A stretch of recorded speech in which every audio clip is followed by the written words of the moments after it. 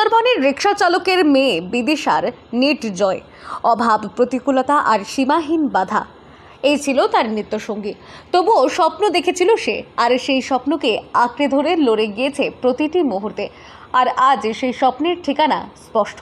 Doctor হওয়ার পথে বড় এক ধাপ এগিয়ে গেল উত্তর 24 পরগনার হিঙ্গলগঞ্জের মেয়ে বিদিশা।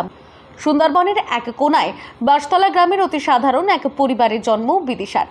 বাবা কলকাতায় রিক্সা চালিয়ে কোনো মতে সংসার চালান। একটিমাত্র ঘরের মধ্যে বাবা, মা আর প্রতিদিনের হালচাল। পড়ার কোনো নিরিবিলি পরিবেশ নেই আলাদা পড়ার টেবিল কিংবা নিটের জন্য কোচিং করার মতো সামর্থ্য। তবুও থেমে যায়নি বিদিশার লড়াই। বিদিশা বলছে, আমি প্রথমে ভেবেছিলাম নার্স হব, কিন্তু বাড়ির বড়দের আমি মজা করে বলেছিলাম হ্যাঁ ডাক্তার হবো। ডাক্তার স্বপ্ন কখনো আসেনি? না না না না, স্বপ্ন আসেনি, ওটা মজা করে মুখ থেকে বেরিয়ে যাওয়া। স্বপ্ন আসেনি কেন? এতটা এরকম যে হাইভে আমাদের বাড়ির এরকম পরিবেশ, কোনো পড়ার কোনো নেই, বাবার কোনো সামর্থ্য নেই, কোনো দিক দিয়ে কোচিং কিংবা কিছুতে পড়ার কোনো ফ্যাসিলিটি নেই, সেই জন্য আমি ভাবতে পারিনি যে এতে হবে। খুব ভালো লাগছে। বাবা রিক্সা চালক, চিত্তরঞ্জন বাক্সের কাছে রিক্সা চালক। অনেক সময় বাড়িতে মন বসাতে পারিনি, তখন পুকুর পাড়ে গিয়ে বসতাম। কখনো মাঠের এক কোণে, মাথায় শুধু একটা কথাই ছিল, আমাকে ডাক্তার হতে হবে। কারণ আমাদের মতো গ্রামের মানুষদের চিকিৎসার জন্য দূরে যেতে হয়। আমি চাই এই মানুষগুলোর পাশে দাঁড়াতে। কোচিং সেন্টারের ক্লাস নয়, ইউটিউবের ভিডিওই ছিল তার শিক্ষক।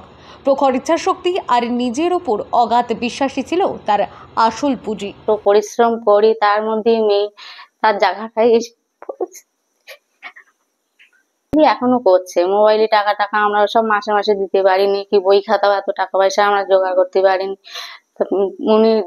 ওনারা দিয়েছেন, এই পর্যন্ত এখনো দিচ্ছেন। সে সেবা করবে। আমরা যে বহু কষ্টে বাস করে আছি, কি মানুষ পরিষেবা পাচ্ছি না, সেরকম কষ্ট করে আমরা টাকা পয়সার অভাবে ডাক্তার দেখাতে পাচ্ছি না, সেরকম ভাবে যেন আমার মেয়ে অভাবের মধ্যে দিয়ে সেই জায়গায় যেন পরিবেশ পরিস্থিতিটা বুঝে তাদেরকে সেবা যত্ন করে।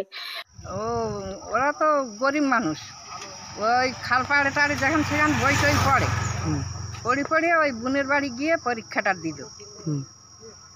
কেমন মেয়ে? ভালো, পড়াশুনো ওই একা একা করে। আর আজ সেই অদম্য মেয়েটি নিট পরীক্ষায় সাফল্য পেয়ে প্রমাণ করে দিয়েছে, স্বপ্ন বড় হলে পরিস্থিতি নয়, মনই সবকিছু। বিদিশার সাফল্য শুধু তার নিজের নয়, এই জয় গোটা সুন্দরবনের। এই জয় সেই সব মেয়েদের যাদের বাঁচিয়ে রাখে শুধু সাহস আর সাধনায়।